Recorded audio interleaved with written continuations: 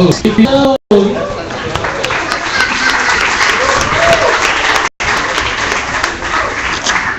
Hello, people. Welcome to Mind Valley. Welcome to Project Renaissance Initiative. How's everybody doing? I can't hear you. This side is more energetic. I like it. But this side, what's going on? How are you guys doing? Good or great? Great! I hear good. I hear great. Let's try this one more time. Is it better to be great or good? So are you guys good or great? Great! Yeah, I heard someone said great. Very subtle, very nice. Alright, first of all, I'd like to apologize for the delay. As always, we're always on time, right? So it's not a big deal. Well, it's going to be a big deal when I apply for this Singularity University. And for those people over there, if you're ready, come and join us. And I need some, don't be too loud, pretty much. This is Maverick from Sir, this is his son. So, hello to Maverick. Alright, so let's get started. Before we start, some housekeeping rules, okay? This protocol that's been enrolled by Mind Valley. We've been doing so many events here, so we need to get this protocol on housekeeping rules when having events at Mind Valley. So first of all, if you're wearing shoes, you can always hashtag SUGICMY. If you could do that, please do. I'll give you 10 seconds. Alright? And here we go. Done. And those over there, if you want to come in, there's space. Come. Yola, come.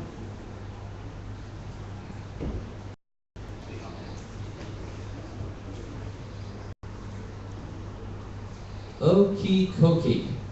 So I guess people have hashtags and share their tweets and etc. Thank you so much again. Please keep in mind, we want you to be as interactive as possible with your technological arm, which is called your smartphone. If you're using a Nokia 3310, you can always text your friend about what's happening today. Okay? And before we move forward, we'd like to thank our beautiful sponsors who's catering the food for tonight.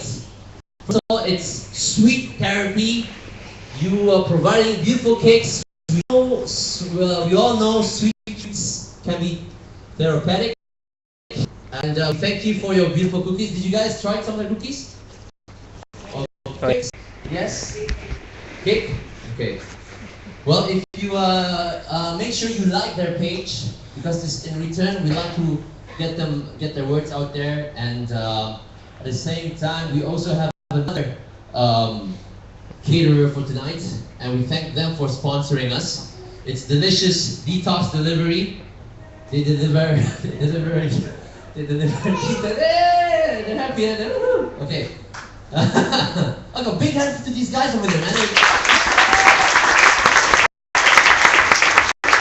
They deserve it because they're feeding us for free. So in return, I would love it if you guys could like their page, and they will show up here in a minute. Okay? So two of them, Sweet Therapy for you and Delicious Detox Delivery. All right? So now let's go back to the main event. So we are really running out of time, so I'm going to cut things short. The only reason why we're going to have Clarence Tan speaking tonight is also to help us be more aware of this Singularity University competition. And we really encourage all of us who are here tonight, or if you know a friend, tell them about this competition, because the experience that you're going to go through with Singularity University is going to be the best thing you've ever done in your life as an entrepreneur, social entrepreneur, techpreneur. And Dr. Clarence Tan is going to tell you amazing things that he went through when he participated at the Singularity University. So if you could help us, really, really help us, if you know a friend who has the human potential to be a candidate at Singularity University, please tell them to apply. It is free, there's no cost. If you win, it's all paid for from all the way from here to Silicon Valley. Are you sure? Right?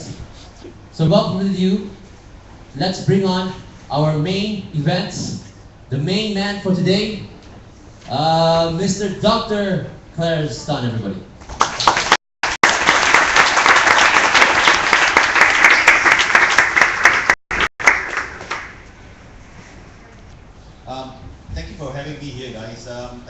most of you might have heard one of these talks that I did either here or at the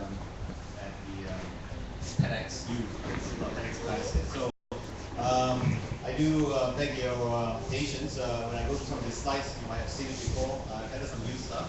But what I really want to get through is that there's now an opportunity for a Malaysian to get a basically a sponsorship all the way to NASA for 10 weeks to basically work on an idea that they had that will impact 1 billion people within 10 years.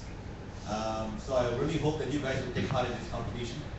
There are about 20 countries that are taking part in this competition right now. And about Singularity University, like how many of you actually have not heard about Singularity University? Okay, so I'll talk a bit about it. Those who have, obviously those who put their hands up, you should approach them. I think you heard about it before. Is the Apple TV working?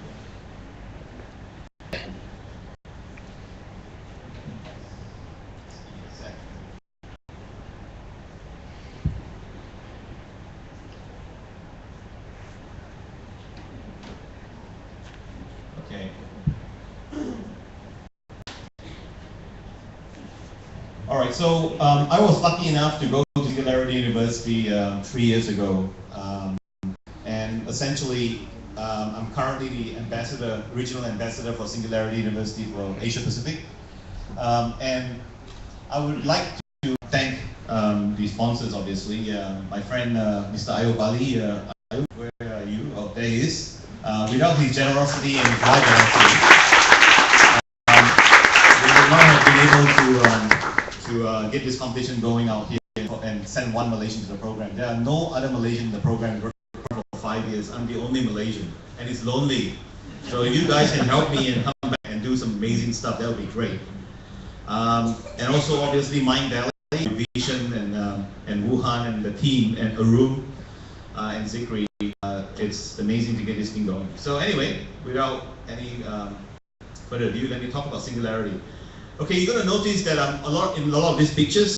No, I'm not photogenic, but I just want to avoid having the copyright issues. The TEDx guys who insist that everything that I put up has got copyright agreements on it. So Singularity University is actually located in Silicon Valley, right in the heart of Silicon Valley, in Mountain View, in Moffett Field actually. It's right next to Google. So you see this big aerodrome here. This is the aerodrome that Google has just taken over, and they're parking the private jets in here because what happened was the Americans stripped this airstrip up, this aerodrome out, and then the budget was cut. They couldn't afford to put it back on. So Google said we will do it if we can park our private jets in here. So if you go to Singularity or you go to NASA Research Park, you would see that this is a skeleton right now. Okay, so what is Singularity University all about? Okay, you see this 10 to the power 9 plus sign in Singularity. It's to remind us that the objective of Singularity University is to impact 1 billion people positively within 10 years. It's sponsored by Genentech, Autodesk, Nokia, Google Foundation, and so forth.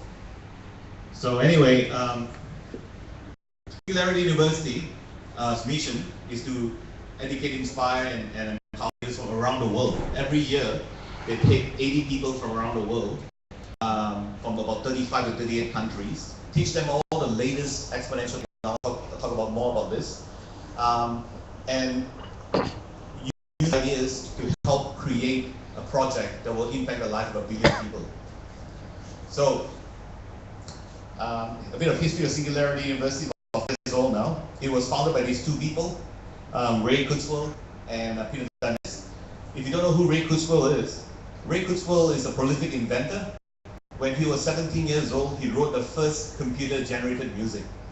Then he wrote a book called Singularity is Near, and he wrote many other books. But this one is where Singularity comes from. Essentially, he talks about how computers are moving at such high rate of progress. The chips are doubling every 18 months, the speed is doubling every 18 months, and so forth, that in less than 15 years or so, we will have computers faster than the human brain. Be able to stimulate every neuron in your brain and essentially download it into a computer if you wanted to and live forever. So that's where I talk about technological singularity. That was his main thrust on it. And the movie's made about, there's a movie called Singularity is Near, and so is a documentary called The Transcendent Man. The other thing that Ray Kurzweil will talk about is how he takes about 160 tablets a day, because he believed that if you can live for 25 years, you will live another 25 years and probably live forever if you wanted to. So he's interested in the health side of things. It's called Transcend. It's really interesting. He talks about why we age once we hit our sexuality, because that was how our species survived, because there was not a lot of food. So it's better for you to actually age and die off so that offspring can get the resources. But enough abundant food and so forth, you know, we no longer have to worry about a T-Rex eating up, but our body is still aging. So, and then last year he wrote a call How to Create a Mind, and he wanted to basically raise money for this project, and Google said, why bother? Why don't you just come work for us? It's the first time in his life he actually because you know he has a PhD from MIT. He created the first reading machine for the blind. If you use a scanner, the CCD chip is invented by him. He created a machine called a reading machine for the blind, and it allowed blind people to access books. He became very good friends with Stevie Wonder, because Stevie Wonder, as you know, is a blind musician. And Stevie Wonder asked Ray, would you develop an instrument for me to compose music, you know, because I obviously can't play all of them since I can't see, but I can use a keyboard. And that's how the synthesizer was born. So if you see all those brands, the Kurzweil synthesizer, it's like they actually belong to him. He's also a Korean company now, but so he's a really prolific inventor, and even your Siri, which is nuances, technology that he actually created. So exponential technology. So as I said, right, we essentially right now have the ability to simulate an insect brain. In about 3 years' time, a mouse brain. About 10 to 15 years, a human brain. And by 2050, we will be able to simulate every single human brain on Earth. What are you going to do with all this computational power? And what is exponential anyway? So those who have seen my talk, obviously you know the answer, but for those who don't, if you take 30 exponential steps, right? I mean, if you take a single linear step, a meter a step, in 30 steps you would be? Wow, Malaysians at hope. So 30 meters, very good. What about exponential step? You take a meter step, you keep doubling it. In 30 steps, how far do you think you have gone? Anybody who hasn't been to my talk? Yes? 26 times around the Earth, 1 billion meters. Okay, and that's how fast technology is moving. And this is what we need to cope, because it's causing a lot of corruption in the industry and in society and so forth, and hopefully positive ones. The other person is Peter Diamandis. If you haven't read it, I highly encourage you to read this book called Abundance. The future is better than you think. See, the problem with us is that, well, not problem with us, but humans actually still have the remnants of the reptilian brain developed. So when a lizard comes into a room, right, it looks around for food or danger, right? And we still have that part of our brain. That's how we survive. So that's why we pick up all this negative news all the time. We don't really look at the positive side of what's happening. And that has helped us survive for a very long time. What he tried to do was show how technology can be very disruptive and can be very positive. You notice his book, it's like an aluminum foil on it. The reason why is because he gave an example of aluminum, which is the most abundant element on Earth. And yet it was the most expensive metal in the 19th century, before the discovery of electrolysis. And now, when Henry III hosted a dinner for the king of Siam, he actually served the guests with aluminum plates, because it's more expensive than gold, because the melting temperature is really, really high. But with technology, the price dropped, and now we don't even think about it. You just use aluminum and throw it away. And that's what can actually disrupt stuff very quickly. So Peter, as you can see here, is not a really tall person, but he's always wanted to go to space. So being an astronaut was a bit challenging, right? So he was very, very inspired by Charles Lindbergh, who won a competition, a $26,000 prize money, flying across the Atlantic. That competition spurred about $260, or that's about $3 million today's money, of technology for aviation. And within 10 years, people were. So he wanted to bring down the cost of going to space, because the cost of actually sending an astronaut via NASA's shuttle is $20 million per person. And he had this competition, which you guys probably heard about, right? The SpaceX, the Space Galactic. He went out and said, he's going to give $10 million to anybody who can fly a craft 100 kilometers above sea level, land, and fly again within 48 hours. And he did this, and somebody won, and he didn't have the money. Took a huge risk because he didn't know IO. So anyway, he knew Richard Branson, but Branson refused to fund anything that's not proven. But when he won, Branson bought the rights to it, and he got the money from the Ansari family, and that's how the X Prize Foundation was won. Since then, there's a number of X Prizes now. This one actually has been canned because technology has moved faster than this prize. It was basically to sequence 100 genes of people over the age of 100 to find at a very low price at $1,000, and this has already been met. Basically, if you can actually do it successfully, you will find the secret of longevity. Why are these people living older than everybody else? The big one right now is this Google X Prize, the Lunar X Prize. The person who can send a robot to the moon, go 50 meters, take a photo and send it back to Earth will win essentially I think it's $40 million in prize money and $40 million in contracts from NASA. About 19 companies around the world are taking part in this competition. And then the Qualcomm Tricorder X Prize.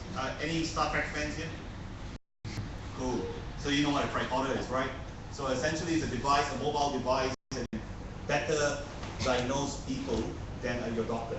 So this competition is basically anybody who can create a mobile app that can better diagnose 10 board-certified doctors will win $10 million in prize money. So Singularity University, there are two ways to get into Singularity University. One is apply directly. Your chance of getting in is, well, for this year anyway, it's closed already, but the year that I applied in 2011, there were about 2,200 applicants. The year after was like 4,000 over. So it just became, your chance of getting 2%, okay, of getting into the program. Now, Singularity University is not your typical university. It is part university, accelerator, and part event. Okay, more than 50% of the course material is changed every year because technology is moving so fast. So it can never be accredited. Okay, that's why it's not a non-accredited university. But the only one is graduate study program and executive program. So if you apply directly, they look at three things: your skill level. Having said that, 20% have no degrees. These are the people like Zuckerberg, Gates, jobs who left school because it's too slow for them. 30% have PhDs. So it's a mix. And then obviously your entrepreneurial skill level and your leadership level.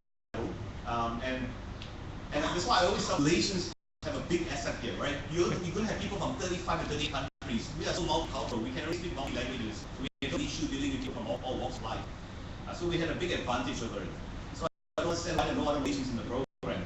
And this is why I was very passionate to try and get this vision going so we can send at least one Malaysian to the program. And obviously your passion to try and solve grand challenges. And this is the issue, right? I think let's concentrate on making the money, but not impacting the world positively. And I'll talk more about this in a while. So, Singularity University, this is my class, right? The fun guy, see? Saudi Arabian guy, we have Yasmin who was here at my valley for a while. She speaks 7 languages. And then we have Alai. Alai is from Palestine. She was sponsored by the Israelis to come to this program. It's an amazing mix of people that you meet. And this is where you play fine parents. That's me.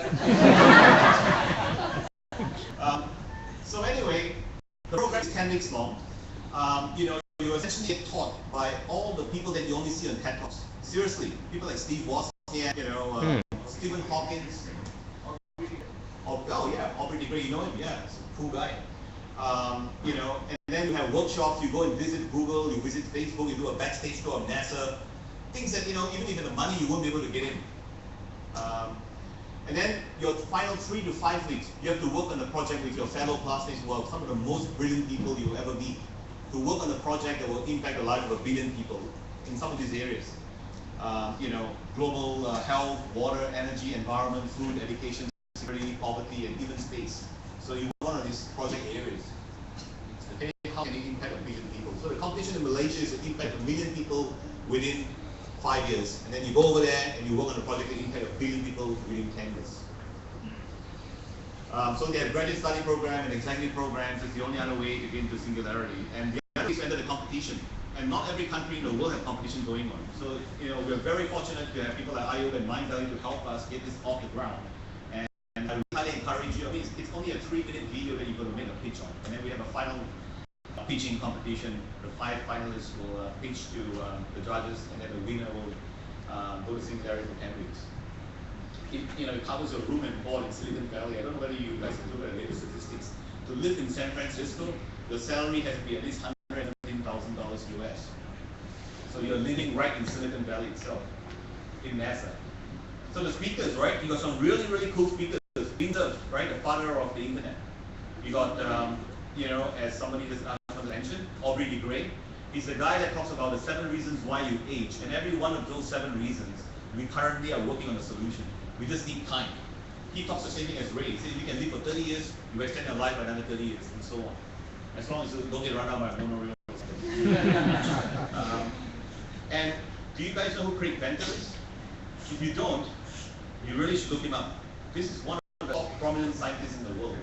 He created the first artificial life, right? In 2010, he programmed the entire DNA of a bacteria in a computer and injected it, created a DNA, injected it into a shell of a bacteria, and it's multiplying. And if you sequence the DNA of this bacteria, you will find the 42 names of the scientists that work on the project, his own email and his own website address. This is artificial life. But you guys are like, well, what's the big deal? Why do this? It's a really big deal, right? Because we are programming a virus or a bacteria that we can do things like target cancer cells, so they'll kill off cancer for you. Or you can make an algae be more efficient in converting energy. There's so many things, or eat up pollution. There's so many things you can do with it once you can program a biological organism. So look him up, he's a really interesting guy. And these are the track chairs at Singularity, okay? This is Dan Kraft. If you haven't seen some TED Talk, I suggest you listen to him. He talks, he's the apps guy, health app guy. So, he invented something called the marrow miner. For those people with leukemia and so on, where you need to remove your bone marrow to basically regrow it, it's a very painful process. You need like multiple jabs into your bone marrow. He basically invented this thing like a vacuum cleaner. You go in once and it sucks up all your bone marrow in one go. But to create all kind of apps and stuff. I mean, he's running a number of. He's also a part of VC, and he also runs Stanford University as well, Harvard University's medical programs out there. I'll talk about some of these people in a minute. Brad Templeton, he's the faculty head of computer and network. He's also the founder of the Electronic Frontier Foundation, the people and profit that looks after your privacy and your interests.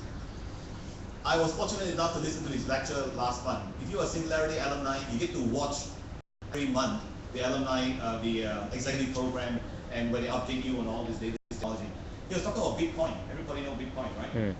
I mean, one of the issues with Bitcoin, I think it's just fallen below $500 today, but one of the problems with Bitcoin is that Bitcoin was invented by this guy, this person, he knows who it is, but essentially, he created all these coins when it was worth pennies. Now they are worth like, they're probably holding billions of dollars worth of Bitcoin, but he can't afford to sell it. If he sells it, everybody's going to panic and sell off too. So he suggested that this guy should give it away to charity, right? This is what Bill Gates does to with Microsoft, right? If Bill Gates were to go and sell Microsoft shares to cash in, market will panic, right? But then if you give it to the Gates Foundation and they are selling it to run charity, nobody take notice of it. And this is why some of these things have been done. So amazing, great thinkers out here. So Ralph Merkle is one of my heroes. He is for those in the computer science area, he's one of the co-inventor of a security system for your email system called PGP, Pretty Good Privacy. And now he is the foremost expert in nanomolecular manufacturing. What is that? So basically, he's making very small models, very small machines. You talk about printing 3D nano printers. So in future, you have this microphone and you don't want it, you want to make it into a drone. You could. You just move the molecules and stuff like that. And it will change the whole economic situation. You can essentially repurpose any asset with no pollution, and there will also this will change the whole financial system. Anything you have, I can make too, right? And I don't need to basically have to earn money to go and buy this from somebody else. I can just make it at home, just take a photo of it and recreate it. Okay, what's this stuff? That looks like the something from Empire Strikes Back, right? The Death Star. These are actually known as respirocytes. These are nano machines that essentially can carry oxygen more efficiently than your blood cells, or your cells. Why? Inject this into your bloodstream, and you can stay underwater for 4 hours without breathing. So I can't tell you whether they actually already have it, but there are rumors that the Navy SEALs already have this. But I can tell you that they have the microsite, a million times bigger than this, that can basically store oxygen, not as efficiently as the nano ones, but for at least 30 minutes without breathing. So I think the UK ambulances are using this. So if somebody have a, is in a fire and inhale smoke, you can inject this into your bloodstream and your lung can collapse for 30 minutes until they get you to a hospital. So it's amazing stuff that's happening out here. If you go to my blog, you can read some of this stuff. This is a nano machine that in future they're talking about putting into your bloodstream.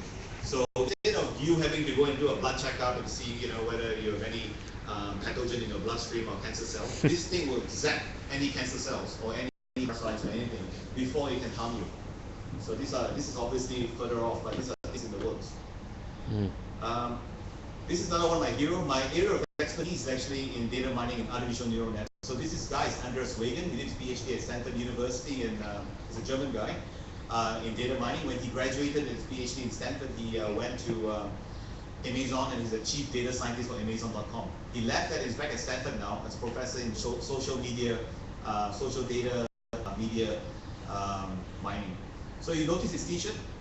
It is QR code, right? He's a very smart guy. He gives out these t-shirts to all his students. So when you take a photo of a student and your phone has got a QR code reader, you will immediately inform him where they are. Very good way to track our employees. So not everything at Singularity was just technology. It's like, why do we do it? This guy, Evan Wadongo, he's the CNN hero in 2010 because you can't see it here, but his glasses are really thick. He's almost legally blind. Okay, he's from Kenya. Because when he was studying in a tent in Nairobi, in Kenya, he was using kerosene lamp. Did you know anything about kerosene lamp? It is really bad for your lungs and bad for your eyes, right? It can actually make you blind. So he's almost legally blind. So when he became an engineer in Kenya, he wanted to make a device that he could help his people. So he created this just one lamp, like a solar lamp that you charge up during the day, and then at night you can actually use it for $5. So this is, so he was one of the speakers that came to talk to us about, about what he does. And then I just take a snapshot of somebody sitting behind me. That's Steve Wozniak. This is the kind of people that you meet at Singularity, and he came and gave a talk to, obviously, and that's Steve. And those who are in the Turing test stuff and all that, Steve Wozniak came up with his own AI test for robotics. He basically called it the Wozniak test. Make a robot, have it go into a random home, go into the kitchen, and make a nice cup of coffee. So he passed the Wozniak test. This guy that I didn't know who he was at the time, and I did this peace sign like all Asians would do. This is Anish Chopra. He's the first chief technology officer of the White House. He reports to Obama. And at the time, what he was worried about was the issue of migrants skilled migrants in the US. I don't know whether you guys know. If you're an Indian citizen, you got to MIT or Princeton or Harvard or one of the Ivy University, and a VC wants to sponsor you to be a skilled migrant. How long do you think the waiting period is for to get a US green card for an Indian citizen? 70 years, 70. If you're Chinese, 20 years, right? So one of the Singularity VP, David Wadwa, he actually said that when he was a professor at Duke University, he asked his students, how many of you, Indian students, are going to stay back in the US? Everybody put their hands up 10 years ago. Today he asked them, and they all laughed at him. They said, why? We go back to India, we're treated like kings, we get a better salary, stay here and we're treated like second-class citizens and we can't even get our residency. 70 years waiting list. So Texas Instruments testified to the US Congress and said, why are we training the best, why are we bringing the best brains in the world and training them in our best universities and then sending them back to compete with us? They can't hire any American PhD graduates in this area, and 70% of the revenue comes from IT. When I was in Silicon Valley, the Chinese are coming to recruit, not just Chinese, anybody. And that's what's happening. I mean, this is an amazing thing, right? And even Mind Valley, you can see like people from all over the world coming, because nowadays you can open up shop anywhere. And this is what Americans are really concerned about. In fact, the VCs are so worried about it that they're creating this thing called the Blue Sea. It is a floating platform. They're going to anchor 12 kilometers from the coast of California. So it's international waters, and incubate the companies in there. So you would take a ferry to go to San Francisco. So we don't have a visa issue.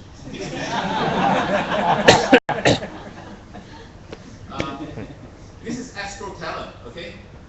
Vish is actually right now on the One Valley at Google X, right? So this is the guy that runs Google X, you know, the Google Glass, Google self-driving car. So he's, you know, he's talked at Singularity was amazing. He talked about how at Google, everybody, you know, you've seen the movie, right? The internship, right? How hard is it to get into Google? Once you get into Google, you know that any of the Google guys are really brilliant. It takes like 9 months for an interview to get into there. But what he told us was really interesting. He said that at Google, if you come up to him with a great idea and said, oh, you know, I want to work on this fantastic idea, I'm going to send people to Mars, you know, like that. He would say like, you know, how about I pay you a 6-month bonus? Forget about it. I couldn't understand, like, why would you hire the best brains in the world and tell them to forget it? He said, you know, ideas are cheap. There's so many people, you know, in Google that have great ideas. And if you say no, and you're really, really, really passionate about it, you would do it anyway. But if you are not passionate about it, he gives you a team and the fun to do it. After 6 months, you're like, yeah, it doesn't work, you know. And he would have wasted 6 months of everybody's time. So that's an interesting concept that Google has. I mean, you can watch his lecture on the Singularity website or on the YouTube channel on Singularity. His name is AstroTeller. His grandfather, one of them, is Edward Teller, the father of the hydrogen bomb, and also the Los Alamitos lab. And the other grandfather is also a Nobel Prize winner in physics. Really interesting guy. So this is a bit of stuff that I did at Singularity. You can pick what you want to do. So I went on this NASA Ames Research Center tour. So originally it was called the National Aerospace Commission on Aviation, NACA, but they don't like to be called NACA. But it's where all the flight control management systems were actually created. All the software that's being used. And this is the wind tunnel at NASA Ames, where they test Mach 12 times the speed of sound, wind tunnel.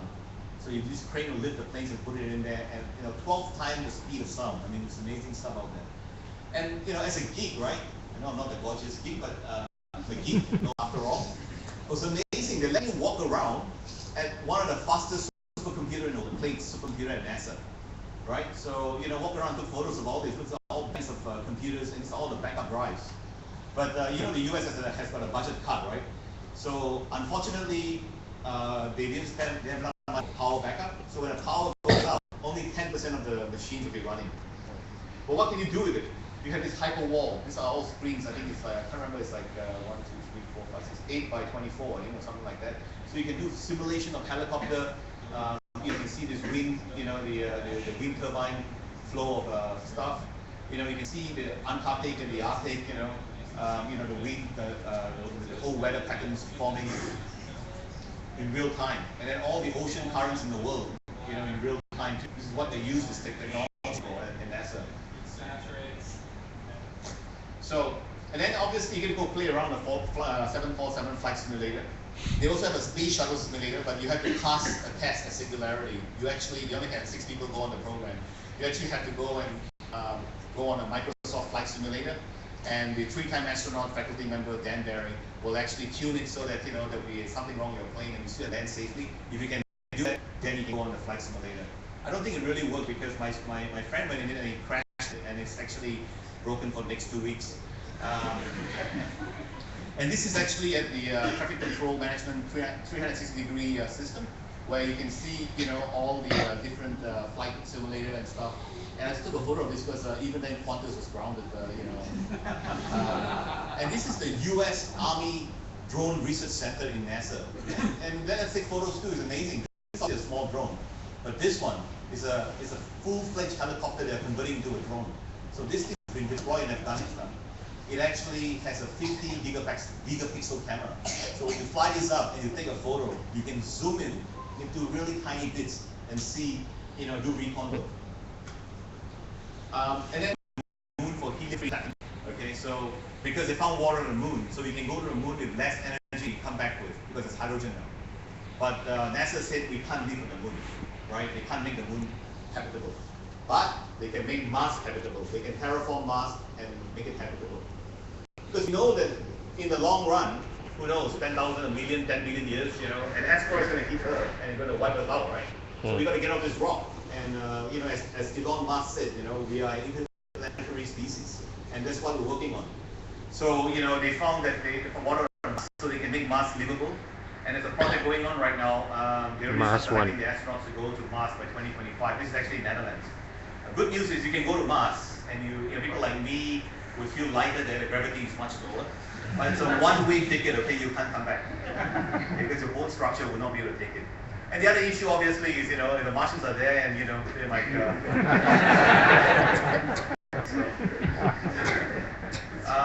Anyway, other side disease we did. We went to Google.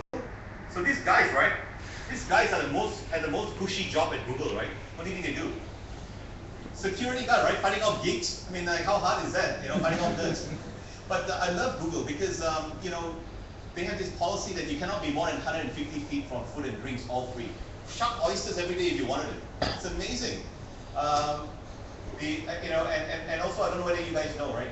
Google spend 2% of revenue on doing social good. If you go to google.org, like during the Fukushima earthquake, they actually allow their engineers to come up with programs to help match up people that lost their relatives and so on from post-it notes and transcribe it into the data and so forth. Other things they didn't allow me to end for they said that in the new Facebook Center, they will also, they don't even have their moniker Facebook on it, just a like sign. And I said, why? So, well, you know, we want our fans to disrupt our work and also protesters. I am not invested in Facebook, although I use it a lot for transmitting. But you know, look at this. You know, every time somebody links somebody on Facebook, it lights up. The dark spot here is banned in China, except I think they're lifting it in some of the cities now. So Facebook is a bit different culture. And the thing that gave thanks for Facebook was how proud they are that they stole Google Chef. And no free food too. So there was a black mark on my book. So this is outside Singularity University, and you can see, you know, this is the Autodesk chief designer. He has a convertible, and then this is the Tesla Roadster. This is the Google self-navigation car, and my dream car, the Tesla X. Have you guys seen it? A Gulf Wing car, electric, 400 miles range, right? 0 to 100 in 4 seconds. 2 motors, front and back, no radiator, nothing at all, just batteries. And essentially, if you put it down, you don't have to take it to the shop. They will come to you and change the part. It's electronic. 7-seater, you know, and we got plenty of boot trunk space because there's no motor. Okay, so now let me talk about the exponential technology that you've probably been hearing, right? So this stuff like a 3D printer, you know, printing at 30 layers. So basically, okay, sorry, let me just get back to that slide. Now, do you guys know what a 3D printer is? You know, there's a 3D scanner now, right? So essentially, if I want to reprint Stradivarius, which is one of the rarest violins in the world, the guy is dead, so you can't actually make one for you. But you can 3D scan an existing one and 3D print almost an exact replica with every nuances, every nook and cranny, and reproduce it. There are 3D scanners now for CSI fans. You know, if there's a crime, you can actually scan the entire crime. So you can go and revisit the whole crime scene, you know, in the future if you wanted to. So let me show you some of the stuff that's 3D printed. So everything you see here is 3D printed. Okay, my favorite is the chocolate, obviously. But some of this stuff can never be designed by human hands. They can only be 3D printed. You can 3D print on more common materials now, or more than that actually. So steel and so on. This car, the Herbie, is a 3D printed car. And the cool thing about 3D printers is that at the moment you can print 80% of the parts of a 3D printer. So you can't obviously print the screw or the motor or the side, so you got to buy that. So if you give one to a developing country in Africa or in India, they can make another one. And 2 makes 4, 4 makes 8, exponential growth again. So it's amazing. You can 3D print fabric. This gear was 3D printed. You want to 3D print your heart. They already 3D print a liver. So you can regrow it. Actually, when I was at Singularity, this lady from Harvard University, you can also watch it on YouTube. I think in University of Minnesota, they work together. They took a rat's heart. They washed it with detergent so you get the scaffolding of the heart. They injected stem cells onto it and let it grow. And then 2 weeks later, they shocked it in a jar, and it's beating in the jar. And they said they don't even need to get a rat's heart to wash it off now. just 3D print the entire scaffolding of the heart. So that's where technology is leading. This is at the Autodesk gallery. Autodesk makes all the software for 3D printing and stuff. Everything you see is 3D printed, including this motorcycle. All right. Now let me show you what really inspires me. At Autodesk, we will Scott Summit here. He's also a faculty at Singularity. He designs prosthetic limbs for people who have lost their limbs. All right. People are very embarrassed about their prosthetic limbs, but he makes it look good. He 3D prints them. It's really inspiring, right? I mean, this bike, he lost his leg, he matches his bike. This lady matches her dress. And some of these prosthetics are actually going to be more efficient than our human limbs. So, enjoy your Olympics while you can, because in the future, it makes no sense anymore. You can actually have an exoskeleton and run faster than anybody else. Even I can win. So this is the other thing, right? 2045 is what Singularity is all about. Connecting your wetware, your brain, to the hardware. When I was teaching artificial intelligence at university, I always tell my students, right, if you've got a crappy day, in the very near future, you can download the entire memory onto the machine, and you can boot up to a day you feel great. Just don't forget the backup. So this is me in the Google Glass, right? So think about it, it's not as far-fetched, because right now, with the Google Glass, I can look at you and identify who you are, and I have to read the information. I have to interpret information. What interface is very into my brain? I don't have to be here. I can be an avatar. When I shake any of you, I can feel it. And that's what they're talking about Singularity. Like, we can merge into a machine, and we don't have to go to Mars to explore it. We can send sensors, and anything it feels, we can do it too. And that's the amazing thing that's happening. In AI, you guys heard of Watson? Okay. So Watson now is actually making APIs for people to use it. Watson is an AI program that leads human contestants in the game of Jeopardy. And Watson now is being used to diagnose cancer better than human doctors. Watson has read more than 4 million pages of a medical journal. So I don't think my doctor has read more than 100 pages. So I'll read than a doctor. I mean, he's not available on Fridays on a golf course. So this is Vinod Koshal. He's the co-founder of Sun Microsystem, and he's holding my mobile phone actually at Singularity. He invested about $7 million in this company my friend created called Alive Technology. It's essentially an ECG device that you can put on your finger, and you can see your heartbeat and know if you're getting a heart attack. It goes to the cloud and diagnose you. He predicts that within 10 years, 80% of doctors are going to be retired. Okay, because why would you go and see a doctor? You could essentially get your blood tested. You can even put a urine sample. They can actually test for STD now. You could pee onto your phone. You can actually tell if so this is stuff that's coming on, right? And in future, you can 3D print your medicine or your vitamins. Okay, so the other example is mobile phone growth. For example, in Africa, 2% to 80% now actually, 80% growth now of mobile phones, right?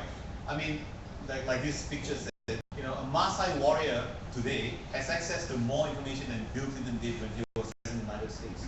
And this is leveling the playing field, right? Because this is a mobile phone, right? We have dematerialized all this stuff. It has a video player in it, it's an encyclopedia, a video camera. For those of us who are old enough to remember when VCR first came out, my teacher Michael Pang was the guy that taught me how to make copies of movies. The early days of Pirate Bay, I guess.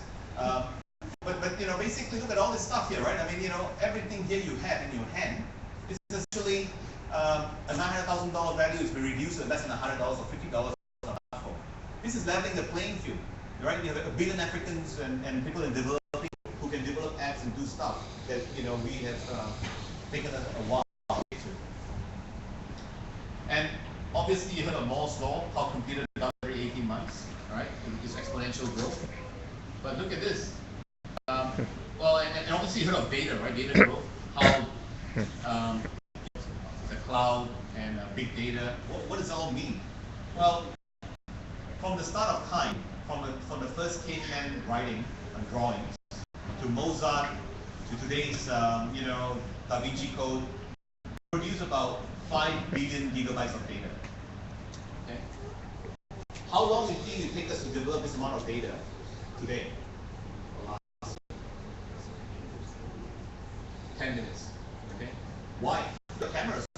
started with what, 1 megapixel camera or a few kilopixels. Now we are Nokia's, the new Nokia phone has like what, 40 megapixels. Your MRI scans are higher resolution. 100 hours of video content are added to YouTube every minute. This is another example of how exponential growth is happening. One that I don't think you've probably heard of is the cost of sequencing your gene. The cost of sequencing your gene has gone from $1 billion 10 years ago to less than $1,000 today. What's the deal? For those not in the genetic field and so on, it's a big deal because the understanding of cancer and all the disease that we suffer from, essentially, we really don't have many answers. I mean, there are, I think 2,000 different kinds of cancers, but we only have 50 cancer drugs to treat all cancers. Do you ever wonder why the development of drugs, okay, by pharmaceutical companies is called drug discovery, not drug development? Do you know why? Because they have no idea how it works. Okay, let me give you an example like Viagra, right? Viagra was originally a medication for blood pressure. So Pfizer gave out the drugs to a population set to test it. And then they found out that the marketing guy said, well, need money because it's too expensive to produce, there are no competitors in the market. So they recalled the trial. All the women gave it back, none of the men gave it back. I have no idea what it does, right? And now, with the gene sequencing stuff, we are beginning to understand that. Okay? It's a whole new field called pharmacogenomics. Nobody really knows this. But basically, the drugs that you and I take today are tested on a very small population sample, mainly in the Western world. That's why we need more Malaysians and so on to go over the singularity and let them know that we exist, and we need to do some of this stuff over here. Because the medication you and I take are prescribed based on the population of Western people. And we may actually have some kind of genetic markers that actually matter to us. Even the white people in the US, some of them actually suffer from Vioxx. And they ban the drug now, but they could have screened it using genetic markers. The other area, so they should prescribe medication according to your genetic. That's what pharmacogenomics is all about. The other area is epigenetics, how your genes are triggered on and off by your exposure to the environment. When you're sick, often as a doctor asks you, like, what have you been exposed to? Have you been smelling some kind of salt or some chemicals or whatever? They don't ask you that. Those are some of the triggers for cancer cells and so forth. And this is the area that people are studying right now. And to do all that, you need to sequence your genes. And then this is biology. So at Singularity, I was very lucky, and so will you if you go there. This is my classmate Pablo Solomon from Uruguay. We're having a split party. We're splitting a test tube from a thing called 23andMe. You split into the test tube, you send it to them. It's set up. The company was set up by Sergey Brin, the co-founder of Google's XY. You split into it, and then they sequence the genes. Within 6 weeks, you log into your data, and you give you information about your health and your ancestry and so forth. And I have some data with you. Unfortunately, the FDA 2 months ago have banned 23andMe from revealing medical results because they want you to go see a doctor. Surprise, surprise. So, because they said that if they diagnose you and you're high level, you're getting breast cancer, you go and ask you do a body Angelina Jolie and have your breast removed. So they don't want people to do that. They want you to see a doctor. So this is a big fight right now. Personalized medicine where you have an opportunity to actually make a change to your own health, or let professionals do it. So this is my data, okay? So I have a higher risk of age-related macular degeneration of the eye. So I should go and have more regular eye checkup, maybe take more lutein, whatever, right? It also tells you things that you don't need to know, right? Like if I drink alcohol, I don't turn red like Japanese do. So you don't know what I'm drinking right now. My yellow is dry, so interesting stuff here. But other things are more serious, like warfarin, right? I have an increased propensity to react to warfarin. But my doctor doesn't know that. I showed this to him; he didn't care. So what we do, we basically keep doing trial and error tests, on warfarin dosage, on the kid blood test, and then change the dosage. When you can actually have this information from your fingertips. The more interesting stuff is this. Okay, my ancestry. Okay, by the way, before you do this 23andMe test, I got to warn you. Okay, there are a lot of divorces after this because finally you find out that your parents are not really your parents. Okay, so my fellow Suki is here, my Hainanese friend. My grandfather from my father's side is from Hainan Island, the island, tropical island Hawaii of the East. So you can see that, genetically, not very interesting. I mean, from Siberia down to New Zealand, the Maoris and all that, mainly Asian. But my mother's family is from Fuzhou, right? Any Fuzhou? Okay. Oh, good. See? So look, we are highly correlated with Native American Indians. So I'm going back to the US to claim some Indian reservation, open a casino, and people will call me Chi Sitting Tan. Interesting, right? So, on a more serious, the company has singularity called, they changed their name to BioCompiler now. Programming your genes is similar to computer programming, except that instead of programming in once, you're programming base 4, ATCG. You write the same program, you will react the same way, and you can grow a new arm, you can do all kind of amazing stuff. Okay, what can you do? Let me show you. Let's say you have a cat, and you want to make your cat glow in the dark. How would you go about doing it? Okay, so you go to a company called Genomics, which is now bought by the Chinese. It's called China's the biggest gene sequencing machines in the world, most amount of machines, the Beijing Genomics Institute. The Chinese are sequencing not only human genes, they are sequencing that anything that is good. So anyway, so what happened is you go to Complete Genomics, you don't know how to sequence your cat. So you take your cat's hair or saliva, send it to Complete Genomics for $2,000 days. They will send you the data chip or a hard drive and you load it to a computer. Then you go to DNA 2.0, get this software called Gene Designer 2.0, play around, program it. Well, then how do you make it glow in the dark? Well, there is a database called Open Source DNA, which is free. You go download the DNA gene of a jellyfish. Okay, put it in there, program it, play around with it, make it, until you're happy with it. Send it off the DNA 2.0, and within 2 days and about $2,000, you have a glow in the dark cat. Okay, and then last year, for those who were at TEDx KL, I was invited to give a talk, but I was at NASA. I go back there every August.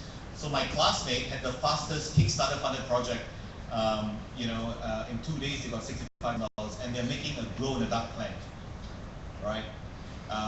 And essentially, if you think about it, I mean, this will actually revolutionize stuff. If you have a glow-in-the-dark plant that survives on fertilizer and food, air and water, and your solar panel is going to run 24/7, or your street lights are all going to be plants, that's an amazing revolution. Okay, so you've got ideas like this, you should definitely come to Singularity. Anyway, in future, a is nothing more than an app. You want to be a blonde, you create one, inject yourself and you'll be a blonde. You want to grow an extra arm, you could. You want to have a trunk, you can. So, amazing stuff. So robotics, this is actually the Da Vinci robot. Basically, in future, you sit down here, you can basically do operations remotely. Right now it's the fiber optics, obviously, because I understand in Mind Valley there was an internet blockage. So you don't want to be having an operation removing appendix and then suddenly the internet goes down. But in future, the lady that invented this told me that you do not have to be a doctor to perform this operation, as long as you have a good pair of hands. If you guys play good computer games, you got good skills, well, you got a future to be a surgeon. The only thing is that a doctor has to overlook and oversee the entire operation.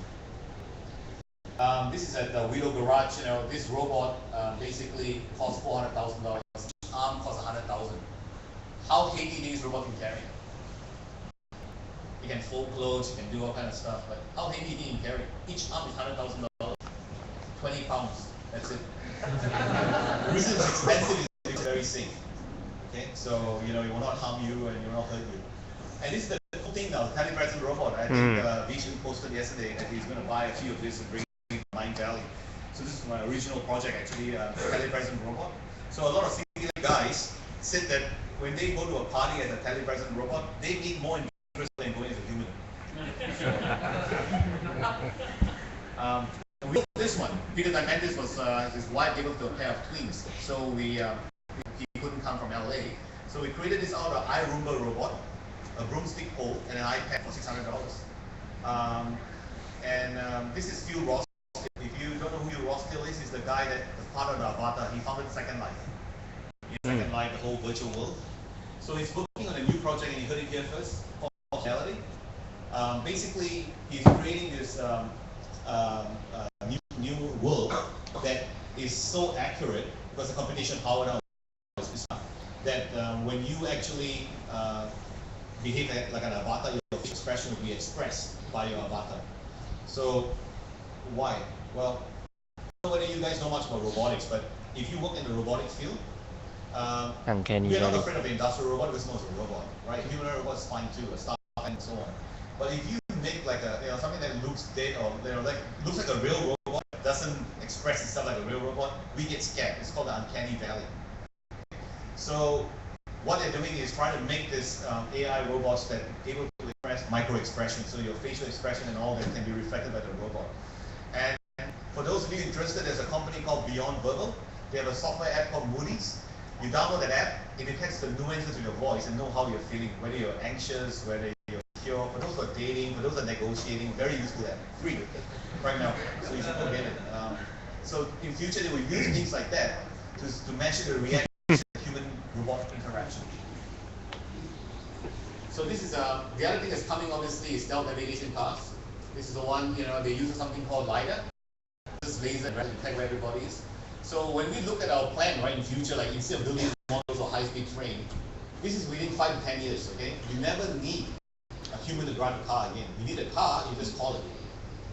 The problem is then, there are some AI that you need. I mean, Google has run this car for over 300,000 miles. Actually, when I was there, they did 150,000 miles, no accident, except one when I was there. No, it wasn't me. It was one of the Google employees rear-ending the car. So humans are more dangerous than machines.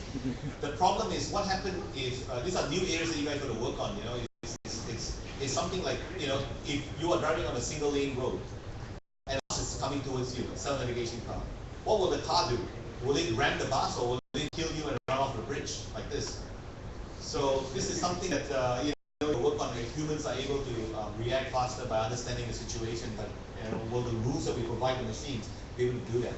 This is Chris Anderson. If you ever read his book, editor of Wired magazine, he wrote a book called Long Tail and also Free. So you should read his book if you haven't read it. It's a really interesting stuff of e-commerce models. But he created this thing called White drones.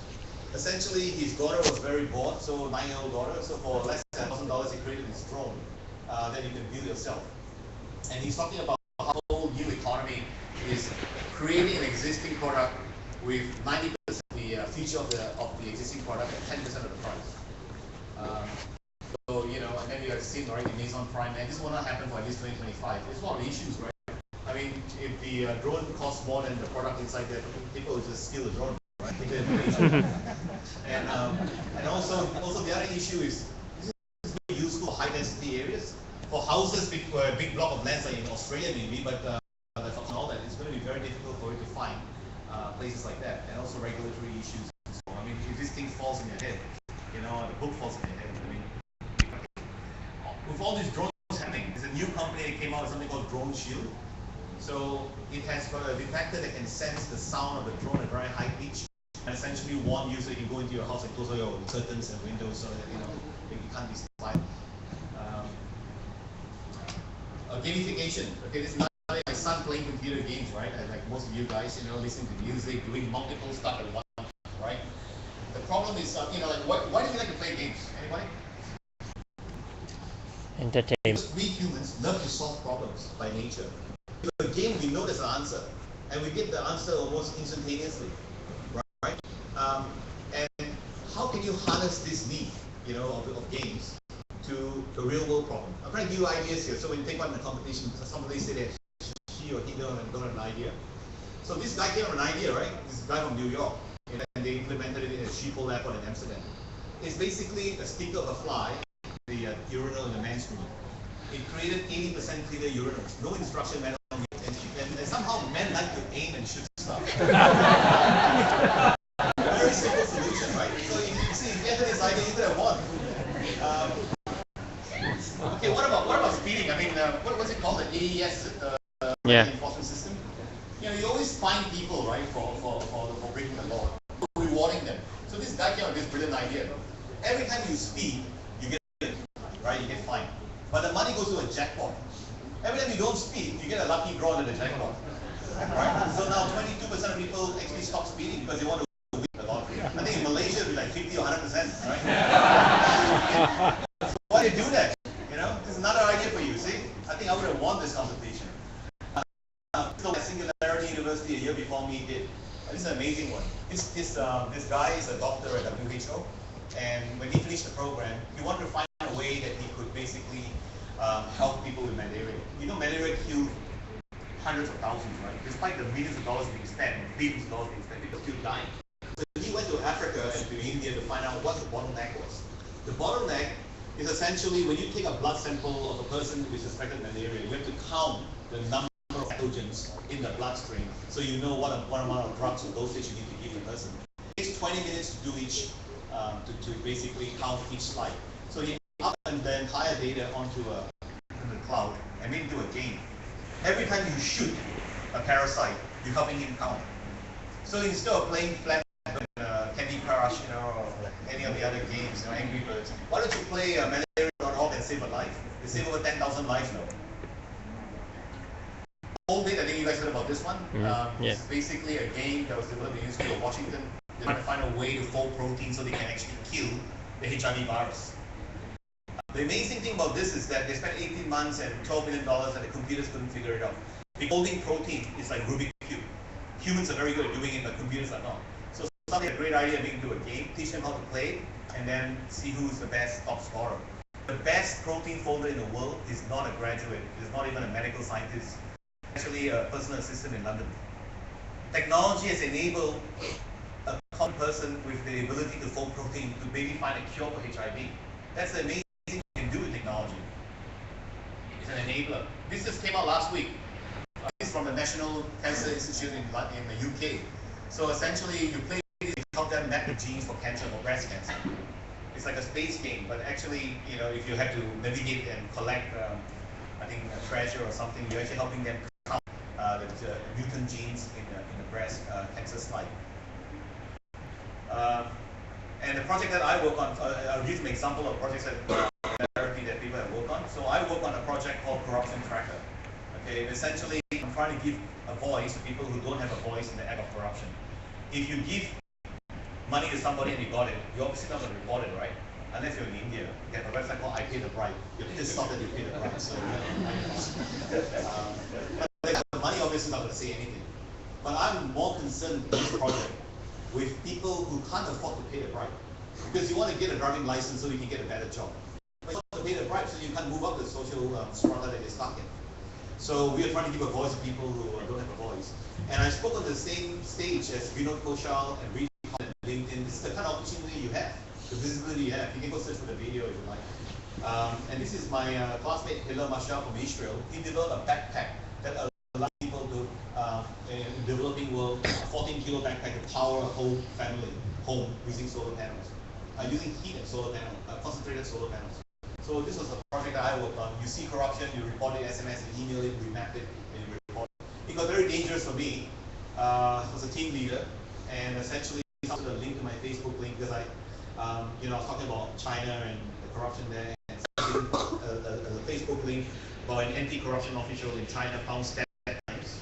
It says, Clarence, be careful. And the court ruled it. And the guy wasn't no bullet. So anyway. Okay, the other thing I'll talk to you about, this is my first foray into the social enterprise because, like, I came from the dark side of the industry. I was an investment banker, right?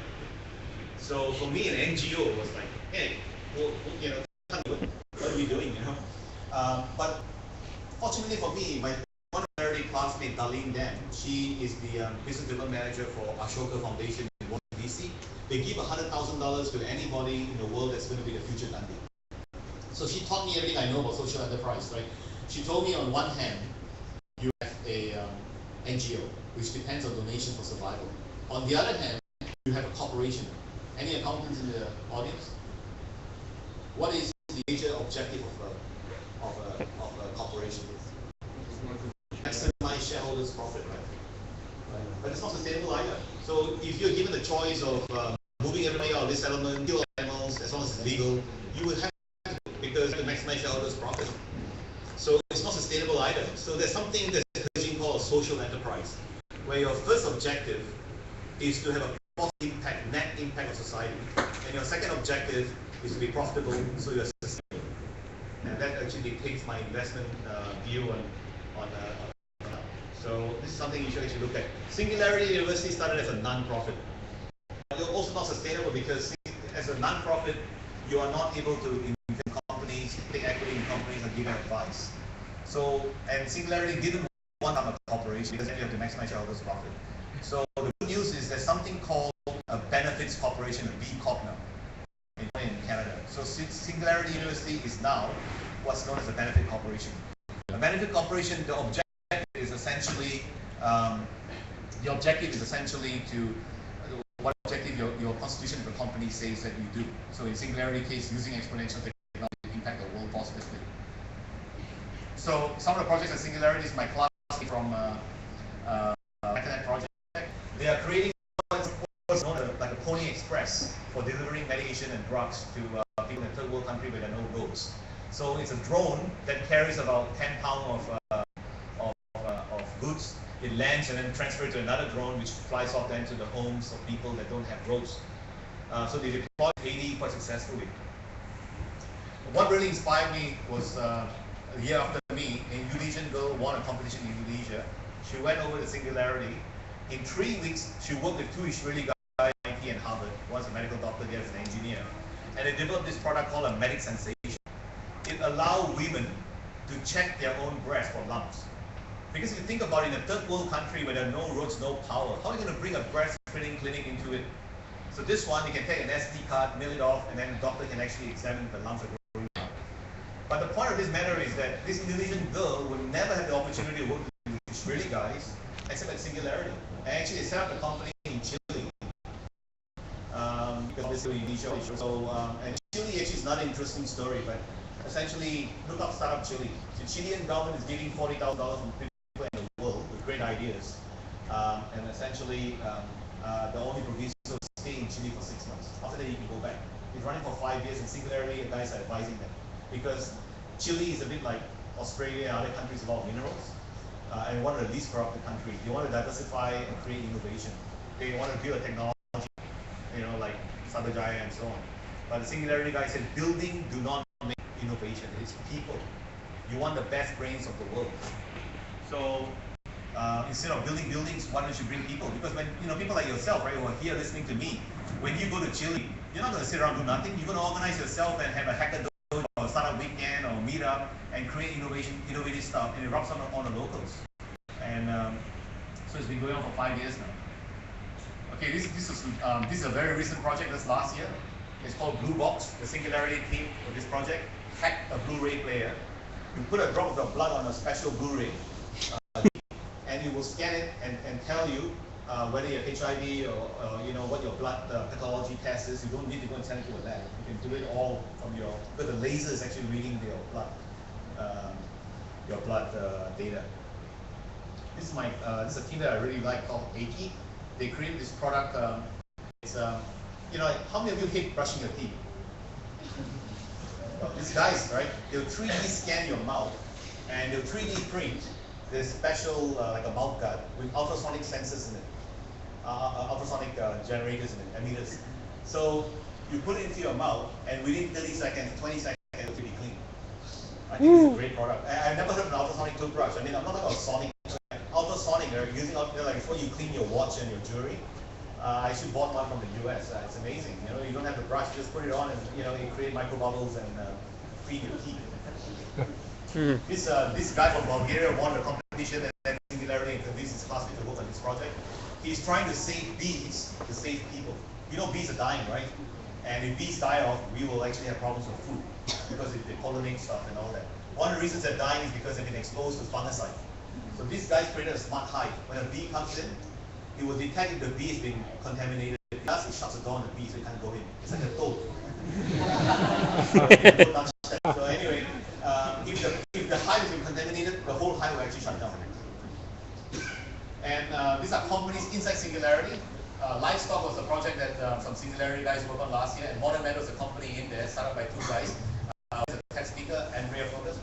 They are basically growing beef and leather from stem cells. So in future, you never have to kill another animal to eat meat. And you stop all this pollution and stuff like that. And this guy is Rob Reinhardt. About a year ago, decided that he didn't want to spend time eating, take so much time. So he went out and basically bought all these chemicals that your body needs and made into a drink called Soylent. He raised over $1 million now, or $3 million now. And I met him and I asked him, well, what's the real story behind this? Oh, why do you do this? The real story is he was a starving entrepreneur. He couldn't afford to buy a Big Mac. The first Big Mac meal is $4.50. This costs less than $2.50. So now he's very passionate about trying to bring down the cost of food.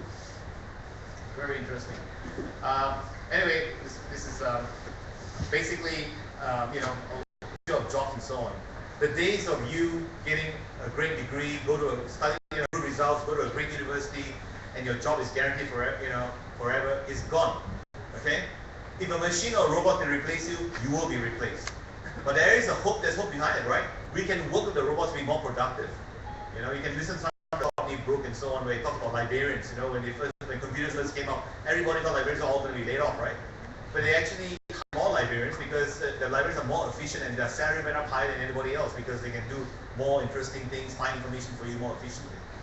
So the two things that I think people should know is that you learn coding, just some basic coding, understand computers and entrepreneurial skills. Because trying to find a job and live and work forever, I was very saddened when I came here and gave a TEDx youth talk. And there was a Malaysian kid, I think a PhD from Cambridge, and killed himself because parents were not happy that he wasn't making a lot of money. It's a really sad thing. Those days, you went to Cambridge and did a PhD, BP, anybody will snap you up. But the thing is that it's so easy to get educated now, right? It's what you can actually do with it. That how can you impact the world positively? That's very important. I mean, best is another one is robots that work with humans. Robots are replacing mundane jobs like nurses, right? It's removing the bed pans and bed sheets. Nobody wants to do that anyway. So it's not like it's taking over like high-end jobs, which there are. I mean, those in finance should actually be concerned, the traders especially, because they're working on quantum machines now that can perform faster than any human trader. So our education system also screwed up, right? Because I'm a big follower of Ken Robinson and Sugata Mitra. They basically talk about how our education system is inherent on the British Empire. They teach you the 3 R's, right? Reading, writing, and computing and arithmetic, right? Making you into a computer to run the empire, right? So you're trained as an accountant in Kuala Lumpur. They can take you and plug you and put you in Glasgow, and you still work as an accountant. The empire is not. We're still stuck in the ruts of it, And I know my own right. My sons have terrible handwriting, so do I. I can't read my own handwriting, but they make him sit down and write pages and pages and get special pencils. What for? Right? What for? Right? When they come out in the real world, are they ever going to use a pencil or a pen? So that's the thing, and the system that we have. We're teaching people to understand how to find answers at the back of your book, and everybody must have the same answer. If the answer is different, you're wrong. So how do you have creativity like that? So these are some of the things that we need to change. So go listen to Sugata Mitra's talk if you haven't. He's an amazing guy, right? He won the best TED Talk last year. It's called SOL, Self-Organized Learning Environment. He said if you give a child a computer, they perform like bees to flowers. They self-organize and learn themselves. He's very famous in 2006 for doing this project called Hole in the Wall. He stuck a computer in the wall because if you remember back in those days, these instances came out at home. He was a professor in computer science. All his friends become, oh, my son is jolly smart. He's did all these fantastic things in computers. He's really a genius. And then you got people coming, they're thinking like, is it only rich people with computers that have smart kids? Or anybody with a computer can be smart? So he stuck a computer in a slum in Delhi. And he found that, within 3 weeks, kids who couldn't even read or write English could download music and do all kind of amazing stuff with it. And he repeated the experiment 2 years ago, or last year actually, in Chennai, where the kids don't speak English, but this time he downloaded all the information about DNA and asked them to learn a specific information, like learn about DNA. He came back 3 months later and said, oh, so sorry, sir, we understand what a DNA is, but you understand the mutation of a gene. And I mean, the amount of information that 8 or 12 years old accumulate just learning by themselves is amazing. So have a look at him if you haven't seen him. And this lady is on my blog anyway, go have a look at it. You can earn an MBA, you can do a full MBA from Harvard, Stanford, all the top universities for less than $1,000. If all you want. But what's the point of having a piece of paper? It's for the network that you want to get, the selection process. But if you want the knowledge, it's available in your fingertips. It's very affordable. I mean, okay, for example, the CS50X class, the Harvard University class, it's been offered right now for free. I encourage you. If you want to get a diploma from Harvard, you got to do the 9 assignments by the end of the year. They give you a test at the end of the year, and you will get a certificate from Harvard in computer science. I don't know whether I would hire a person that had done that as opposed to somebody who went to a local university and did a full computer science degree. I'll probably hire a guy from Harvard, right? Even though he never went to Harvard. And you can also do Master of Science in computer science from Georgia Tech, one of the top 10 computer science, all online for less than $7,500 US. This is changing stuff, right? I mean, you actually get a full degree. If you really want to seek knowledge, it is available to you. Okay, this is Jack and Dracker. You guys know Jack and Dracker, right?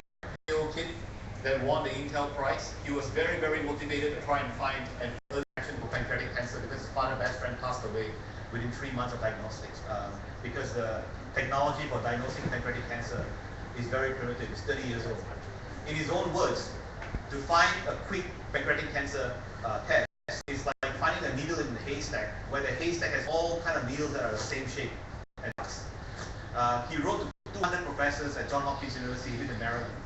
199 professors said, forget it, we're not interested. In fact, one professor wrote down everything that could go wrong.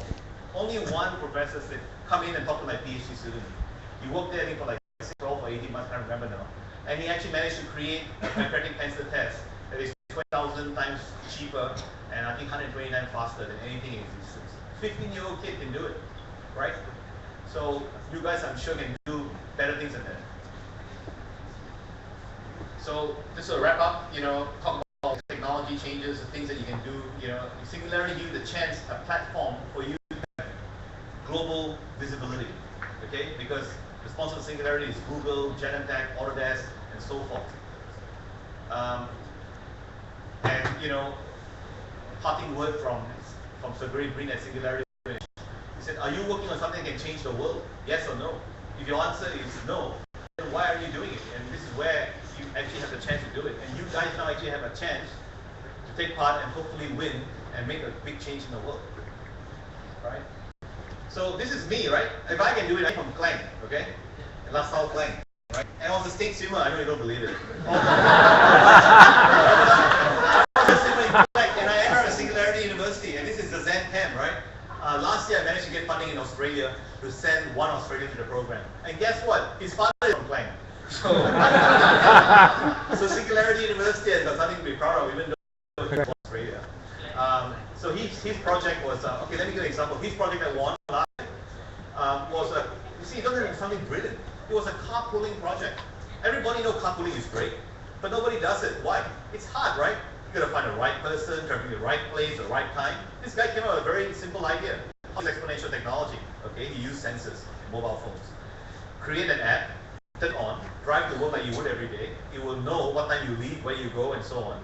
And then give it access to your social media friends, like your LinkedIn and Facebook friends. And if they have the app, then you know that, okay, Clarence travels the same direction as Michelle or John Yap or whatever. Why don't match him up? Because he's a friend, I'm more likely to actually match up with him. It's a simple idea. It's the idea and also the person behind it that counts. Okay, for the competition. So this guy came runners up. I mentored this guy. He's a comedian, and basically he's a professional comedian. He's trying to use comedy to prevent suicide. It's an amazing idea because I didn't know that tow truck drivers are one of the most stressed people in the world because they're the first one at the scene. Nobody takes care of them. So I want to tell them jokes. So anyway, I do want to tell them jokes. So I want to thank people like Wuhan who actually allowed me to come here in the first place, and Lawrence who introduced me, and then Hui Ming arranged for another one. This is what Mind Valley last year. Obviously, my good friend Ayub, without him, we can't get this thing up and running. Thanks, Ayub. And once he shakes my hand, he definitely do it, so he's doing it. And please take part in the competition. Go to my blog, email me, follow me on Facebook if you like. I post a lot of stuff. Take part in the competition and hopefully make it a success, so we can have more people like us that can do amazing stuff in the world. Thank you.